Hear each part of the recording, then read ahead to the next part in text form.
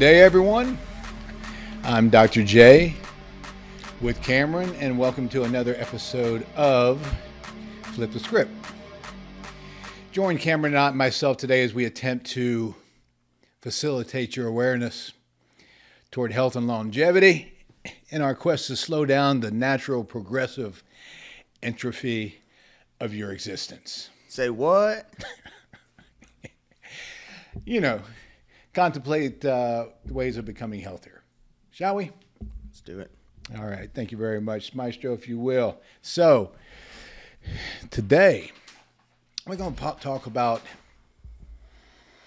the power of healing from within, Cameron, a.k.a. the gut connection. We talked about adrenals last week, and that's why I wanted to bring this particular one in right behind it, because in my opinion, 30-something years of clinical practice, these two are hand in hand, brother.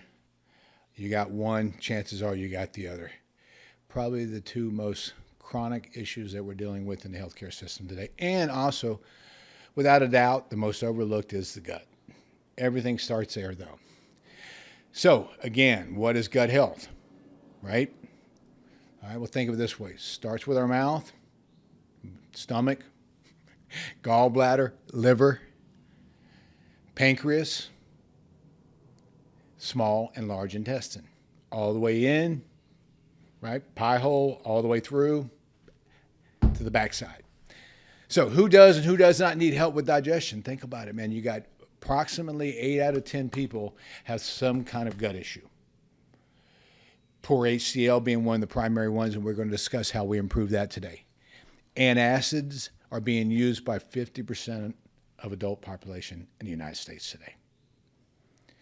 So, gallbladders, 900,000 of those are removed every year. Yeah, that's that. And people, you need your gallbladder. You need your gallbladder, regardless of what they tell you. And we'll explain why, right? Autoimmune diseases, man, think about it. They're through the roof since 1985. We talked about the connection, and that connection is here with the gut, and that's why I want to discuss this along with the adrenal aspect. So around that time, right, the autonomic disorders and these gut issues went through the roof about 200%. Correlation, you bet. Perimenopause, ladies, connection with the gut. And then again, of course, the frequent traveler. So, and those people know they don't always eat the way they should. They eat what they can, and that predisposes them to these issues. So let's talk about the symptoms of how do I know I got a gut issue? First off, gas and bloating tells you straight away. Constipation, diarrhea, and especially those who alternate back and forth. Here's another little pearl. Burping and belching. As a matter of fact, I have a couple patients, that's their basically all they really have to present, early stages of acid imbalances within the gut. So any skin issue too, think about that. Acne, and another one that we'll talk about in detail, dude, is brain fog and where that comes from, which ain't such a pretty sight. Okay, we'll talk about that as well. And then, of course, anxiety and depression has its link in the gut. So when I'm looking at these symptoms, I mean, this is a lot of people, especially those with autonomic disorders and the connection between the two. That's why this is an issue that has to be addressed. Starting place for almost everything that we're going to deal with in the body. Because again, what is it? Metabolical, right? Metabolism start right here in the gut. Skin connection with the gut. How about things like acne, eczema, psoriasis, rashes and hives? Any staph infection, think about where does that infection have to come through? It has to come through an orifice, right? So what are we thinking? Well, mouth or skin, right? Well, here's the first place. If I don't have the proper stomach acid in that gut, that pathogen gets to pass right on through the small intestine. So again, think about it. So top 10 causes, with that in mind. Number one. This is a random question, yeah. But does leaky gut, if you have leaky gut syndrome, does that increase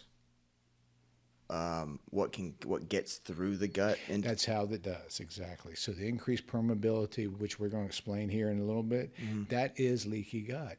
Those proteins that belong in the stomach and in the small intestines, for example, that belong there, they pass through the gut, they get into the blood system, and now they go into places, including the brain, where they don't belong.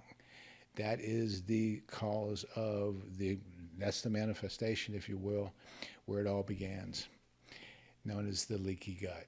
This is where it starts. This is the beginning, and this is the precursor to all these inflammatory disorders that we're talking about, all the way to the autonomic disorders, the autism that we talked about a couple of weeks ago, right? So good question, people. And this is what we're going to touch on that here in just a second. We're going to go into now, though, let's go into the top 10 causes, because here they are, right? Number one has to be antibiotic use. The leading cause of that leaky gut that you're just talking about, the increased permeability, is the antibiotic. So think about antibiotics in our country, Cam, and this is what's so scary. The average child in the first year, Chris as well, 2 rounds of antibiotics. So basically a child born with leaky gut in this country, if we start right off with antibiotic use, right? So there's your primary. You move on to antacids, which again, we got 50% of the adult population. Not yet, my brother. Then you got the glyphosate that's found in grains. Stress is an increaser. Sugar. yeah, that's a huge one. I remember I had been getting stomach ulcers in high school because there's this one year I was so stressed out that I was getting stomach ulcers. I remember you telling me that's about so that. weird, Yeah, right? yeah. And like the same thing with the gut. Like the gut, they say it's your body's second brain, because like when you get that gut feeling, listen to it, and I'm like, that's interesting. You know what I mean? It is, and the other thing that we talked about too is the serotonin reuptake. Yes, right? I remember you saying that. The receptor sites, the majority of those are found in the gut. It's crazy, right? More so than in the brain. So see the correlation between the two? The gut and the brain have a direct correlation. but the gut never gets treated. Absolutely positive. Well, the old saying, I had a gut feeling, right?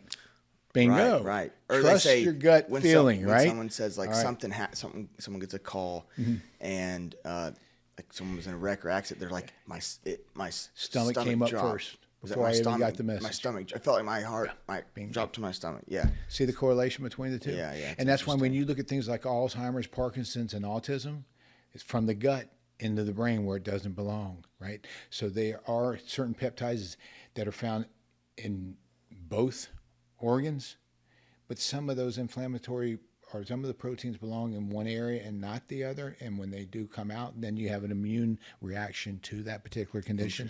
That's why I said the connection with the autoimmune diseases, autonomic disorders. Doctors don't look here. They're missing the whole causation of the picture, including the gastroenterologist who want to put them on a protein pump inhibitor. So anyway, let's get back to that. We had the antacids, and then we talked about that glyphosate, right? Now, then we're going to, the glyphosate, this has come out, put in our grains. We'll talk about that in a minute. Stress, we talked about the sugar, birth control, ladies, all right? Major disruptor of intestinal flora. And then the 5-8s that we talked about that are found in the plastics now and all the other chemicals that have become so popular, all right? Yeah. So again, here we are. We're looking at a condition brought on by the environment like most everything else, then affecting our hormones, and then, of course, affecting the, where people are talking about, well, it runs in my family, right? So, yeah, no, it doesn't. It's, you have the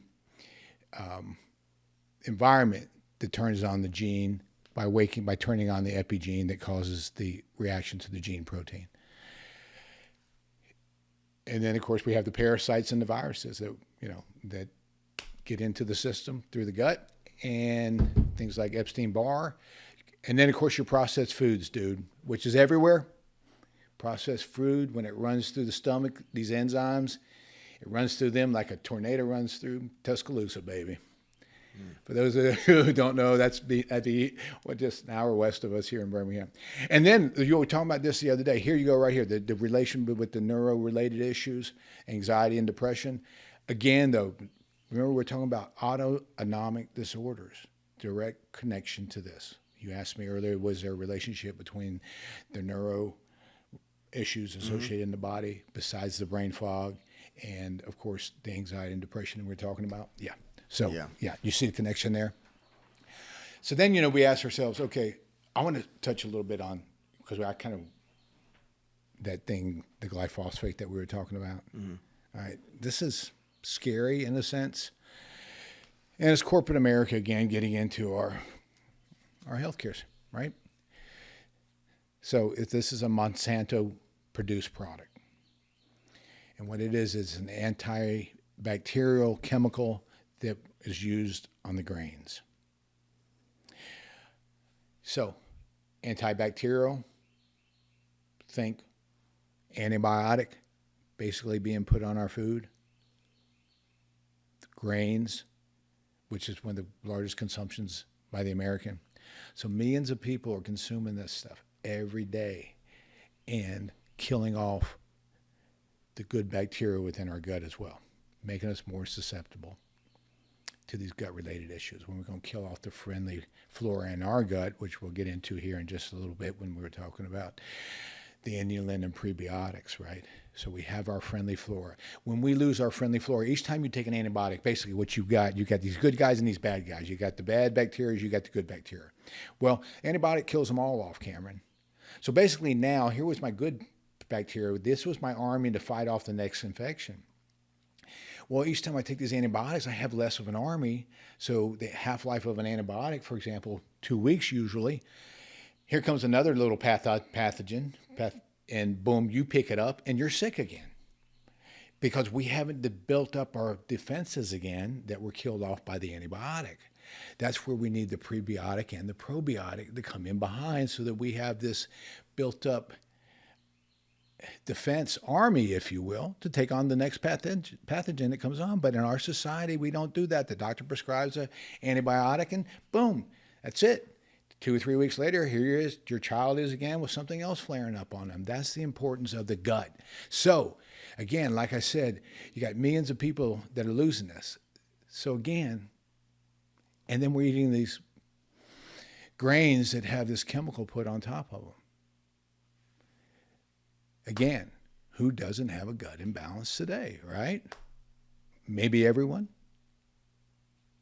including those people we all know who has the gut of steel, right? Not necessarily. You need a gut that's sensitive to these pathogens when they come in. So people who are food sensitive, known as the IgGs, people with food allergies, the IgE, right? These people. We were talking about this earlier, dude. If you have chronic allergies, people, you have a gut problem. But when you go to that doctor for those allergies, trust me, I challenge you to tell me where they find a connection with the gut. No, they're going to keep suppressing that symptom. All right? But when you break down the gut, you break it down first, then the body comes. The result, weaker human beings. And that's what we are. We're running around here with weak immune systems and basically sick all the time. Got it? So if we keep just treating these allergies and these other pathogens with medications, suppressing the symptoms, we got a lifetime of it. That's why I wanted to jump in with this gut. And the thing is, all right, following me so far? Mm-hmm. So where do we begin? Right? As always, I like to try to keep it as simple as I possibly can. I call them, think of the 4 R's. Remove. Keep it simple. Stupid. Drop the stupid for now. Well, hopefully, when we're done, no more stupid. That's our goal, including here. So here we go. We move first, then we replace, and then we got to repair. And then lastly, most important, we got to rebalance. And those are the 4 R's. Keep them to that. Let's talk about the first R, remove. So the first thing we got to do is we got to remove all the damage that's done in there, all those destroyers and all those inhibitors to our intestines that have the inflammation, if you will. These inflammation causing agents, we got to remove them, brother, because if we don't, if we're always inflamed, we're never going to get to the root cause of the problem. We got to remove the inflammation. Again, inflammation, skin, irritation, allergies, autonomic disorders. Top 5 causes of this. Pay attention. Check this out. Top 5 inflammatory foods in our country. Glutens, wheat, grains. Product called zonulin, found in these. We'll talk about it in just a minute. Corn, dairy, sugar, and soy. So what do we got right there, Cam? Does that sound like all the government subsidized foods in our country? Coincidentally? I don't think so. How about that? Yeah, so if you would, Chris, yeah.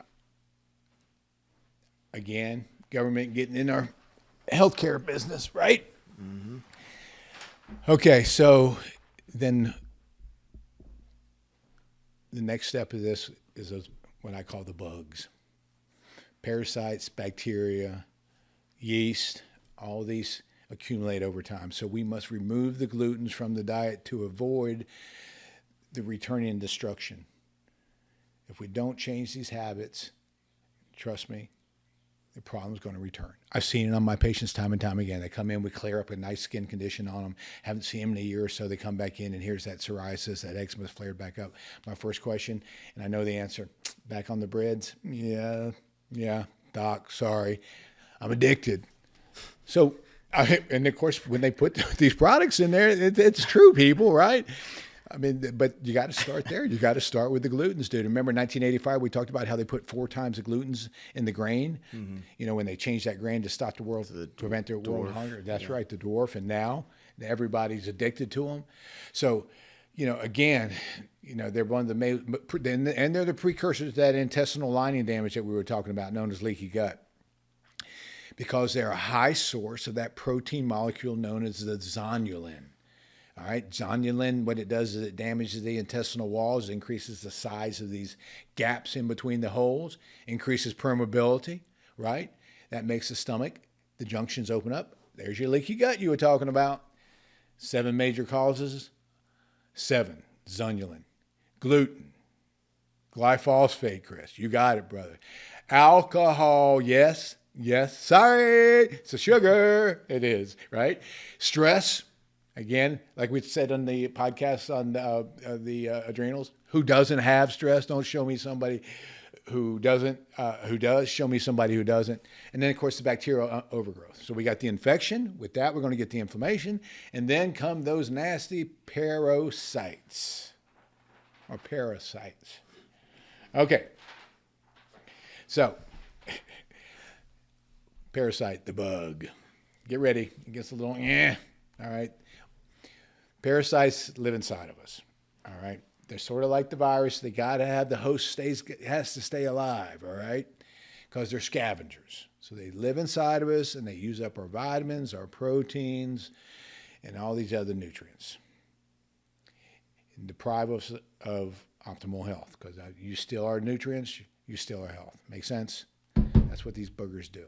Now, since it's estimated that somewhere between 3 to 5 billion people have at least one parasite in their body at some given time. And I had very close buddy of mine from Key West called me up. We were just talking a couple of days ago. He's had a problem with chronic fatigue and brain fog, the two connection. And now he's a doctor and a very healthy, for the most part, very active weightlifter, 50 years. Free dives, the 100-foot free dives. That's that guy. Stays down for minutes at a time. Okay. Yeah. Kid's fit. But every day he's hitting that wall about 4 o'clock, and that's the first thing it tells me he's got an adrenal issue, right? But he says he can't get out of this foggy head syndrome he has. He asked me, he said, Joey, you think you could be a parasite? And I said, dude, I know it sounds bad, but if you've got blood running in your veins, chances are you got a parasite. He's like, really? I said, well, I'm not on top of that. The kid's been to Costa Rica and foreign countries a few times. And if you go to Costa Rica, pal, that's one of the countries with the highest parasite activity that there is. Trust me, I know, been there.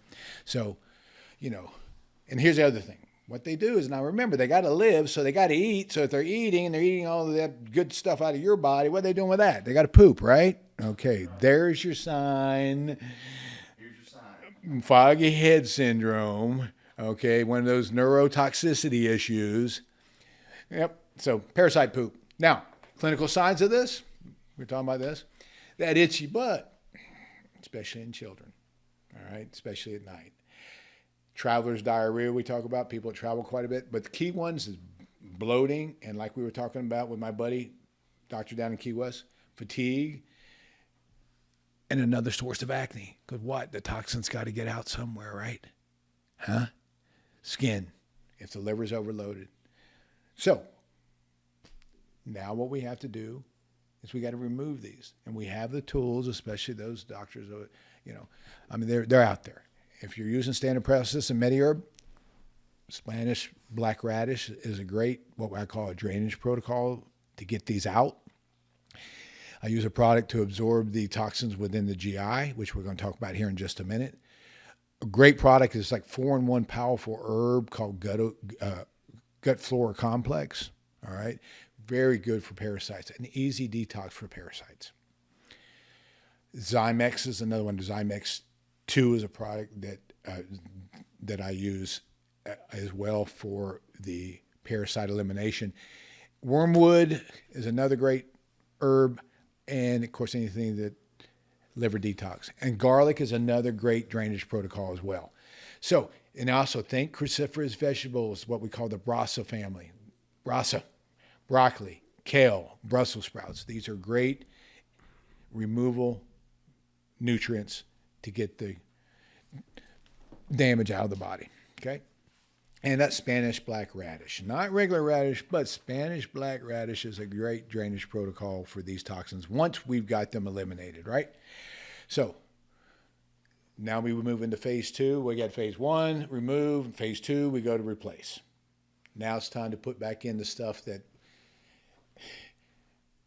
has either been taken out or we failed to replace back into the body. First one, hydrochloric acid, HCl. All right. Stomach makes HCl. That's what it makes. So if we come in along, we use these protein and pump inhibitors that these gastroenterologists put people on for, your Nexium, your purple pill, and the rest of this stuff. You're shutting down the very thing the stomach's made to do. And I'm sorry, this has been out big about 40 years now, and you don't take over from the maker. All right. You don't go, hey, we got it from here. Thank you very much, guys. Boom, here goes a protein pump inhibitor. We're going to shut the stomach down. That can't be healthy, and it's not. It leads to other problems down the road and more medications. Was that the medication you said that like a pharmacist or someone had create on accident, or was that? Well, not on accident. A doctor had come to him and asked him to compound this. Remember, his name was Joe. He came into my office with his wife. I was treating her for these issues. And this physician had come in and asked him to compound this particular medicine. And Joe asked me, he said, well, what is this exactly? He said, don't worry about it. It's just something I want to try. It's not going to, it won't last. And that was basically your protein pump inhibitor. A very interesting story. That's wild. Joe was retired at the time. I think he was about 80-something years old, because back in the day, they didn't. They put you on something. If they had to put you on antacid, they said, here it is, 2-week prescription, fix it, get off of it. Today's world, they put you on this now, you are hooked, pal. You come off of it, you get acid rebound. It's not a good thing. We talked about that when we talked about the stomach earlier, and how actually this is completely it is the complete chemistry imbalance, complete opposite of what the gut needs, which is more HCl. So we got to replace that. We have to replace the mineral deficiency that is caused by those as well. Remember, we talked about the mineral deficiency coming down the road, the restless leg syndrome, the cramping and stuff. So now we got to put the minerals back in that we have not been absorbing: zinc, magnesium, and the B vitamins. Remember, I love my B vitamins. That's your energy cycle, runs the energy system. Another reason why the chronic fatigue comes in with this. And let's touch a little bit on that the role of HCl. All right. Many of them, here's 6 top ones. Number 1, signs that you have a deficiency and you need more of this. Heartburn, one of the key. Acid reflux, again, the sign of not enough, not too much. So this is where they want to throw the the SS protein pump PPI, the protein pump inhibitors on the patient. Indigestion, and we talked about bloating. And people, sorry, foul smelling gas, you're not breaking it down. And then, of course, the coated tongue I was telling you about, that's the sign of the candida, right? Again, so these are just a few clinical signs. HCl, to me, the holy grail of digestive enzymes, brother. All right, it all starts right there. It's required for the assimilation of, like we were talking about, the zinc, the magnesium, iron, big time, calcium. So if you don't get the iron, anemia, you don't get the calcium, osteo-related issues, arthritic issues, all these critical minerals. It's the protector of the intestines, like we were talking about here. Have to have the acidity to keep the pathogens, the viruses and the bacteria at bay. And of course, it helps to break down the amino acids. And we know how important that is, right? You got to have those amino acids for the assimilation of protein. Without them, poor protein metabolism, poor protein assimilation equals weak humans, especially the emancipation you see in the elderly. That's right. So you want to keep your muscles, make sure you got your HCl. So staying on this for just a minute, add a little bit more. Optimal digestive support requires that betaine hydrochloride. And then another key component with that as well is pepsin. That's why I like Standard Process's product called Zypan, because I have my HCl, and this is a very great supporter of all the enzymes, but particularly the pepsin, because the pepsin is what is important for the protein enzyme, primarily for breaking down not only protein, but, ladies, collagen, healthy skin, elasticity, girls, that's HCl deficiency. Yeah. Will it lead to skin-related issues like we talked about earlier? Yes. Wrinkles? Yes. Loss of elasticity within the skin? Makes sense now? Think about how these all correlate together. Low stomach levels, again, always, if you're not breaking down minerals, how are you going to break down a metal like iron? So when I see anemia-related issues, I'm always thinking low HCl, especially people with low B12. They go in and get the blood work, low B12, pernicious anemia, think low HCl. Literally, a lot of people can't even take the B12 because it makes them nauseous without the HCl. And, of course, in Zypan, they have that little secret thing called the intrinsic factor, which is the key to absorbing B12 through the gut. It's in the product, right? So let's go again. When we're not breaking these down, we're not getting the minerals broken down, think about leg cramps, especially in the calves at night. All right, restless leg syndrome has its correlation there. That's why I said when you're on these PPI, protein pump inhibitors, one of those side effects is restless leg, and another medication they're going to put you on. But here's a pearl. A pearl. If you're low on HCl, look for gas and bloating shortly after eating a meal. There's your sign, maestro, if you will, of HCl insufficiency. Key pearl. So, we were talking about too, now we're in the process of removing, and we got to clean this stuff out, right? So like a miracle, if you will, the best product that I've found over my years is anything that's associated with okra. Now, personally, I love myself fried okra. Steamed, I can do, but don't give me the boiled stuff. Sad, it's actually the best because it actually has that slimy stuff on the okra. That's the key. It binds, it sticks to these intestinal walls, all right? And it protects them from further infestation, but it also absorbs these toxic nutrients within the intestine. So what happens is when you're born, let's say you got an 1.5 inch intestine, right? About the age of 20, you might have an inch in there by which for food to pass through. And then we have to assimilate through the intestinal lining. So if we're packed matter on there, built up, Can you see where we have a problem assimilating the nutrients? So okra binds to this, picks it up, absorbs it, but absorbs it, and then pulls it through, destabilizes the mucus within the lining of the intestine, and pulls it on through. That frees up the things that we were talking about called the villi. So the villi are these little tentacles that are on your intestines. And there are thousands and trillions of them along the intestines. And I like to use the term, like I said, like maybe a real thick towel and the little cotton pieces that stick up. But when this mucus comes in now, it just lays these suckers flat down, right? So now they can't pick up, they can't get the signals for the vitamins and the nutrients that are coming through the lining of the intestine. So we have a problem with assimilation. Well, we clean these out with a product that I use, I love, called Okra Pepsin E3. So it's in a capsule form, very easy for me to take. Bingo, I right? don't want to eat that you stuff. don't have to go find the okra. Okay. I swear. So it works so good. But anyway, and so that pulls it out. And now my villi, they're back up. They're working. They're alert. And now I can pull my nutrients through. Funny thing, I had a patient come in. I was explaining to him once about the okra.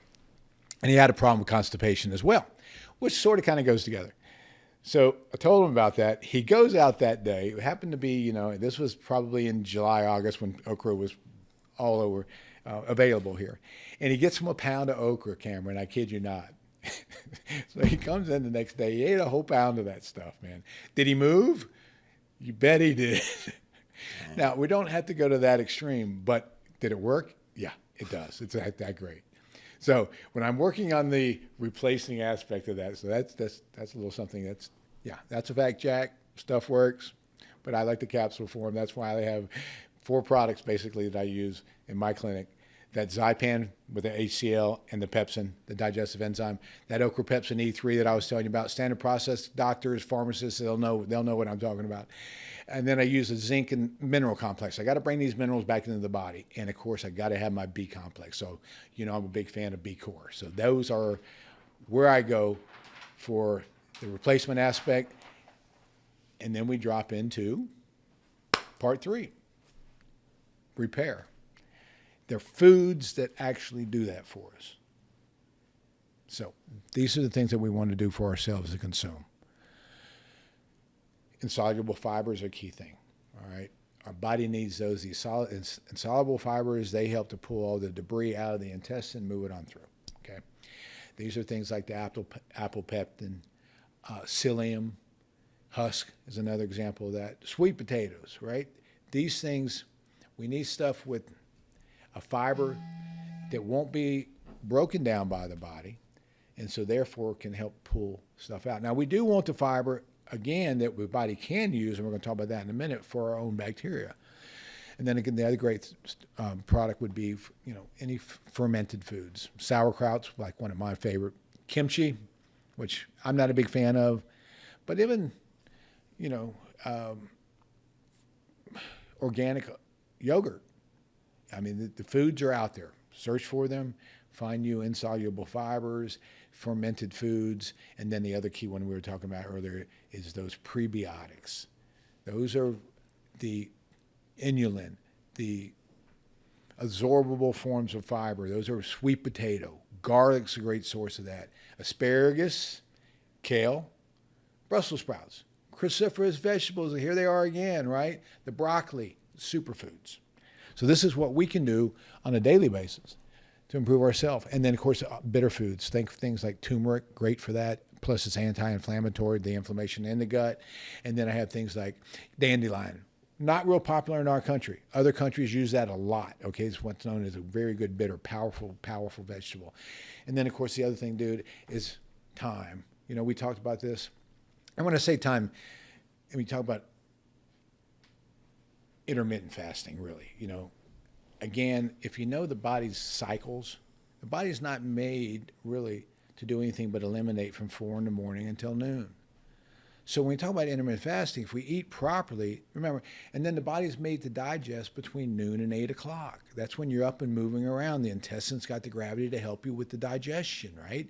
So if we're eating the way we're supposed to, and then we go to bed at sometime after 8, Well, most of us, hopefully fairly soon after that, should, because that's your assimilation time. That's when the body wants to assimilate all those nutrients. It's laying down.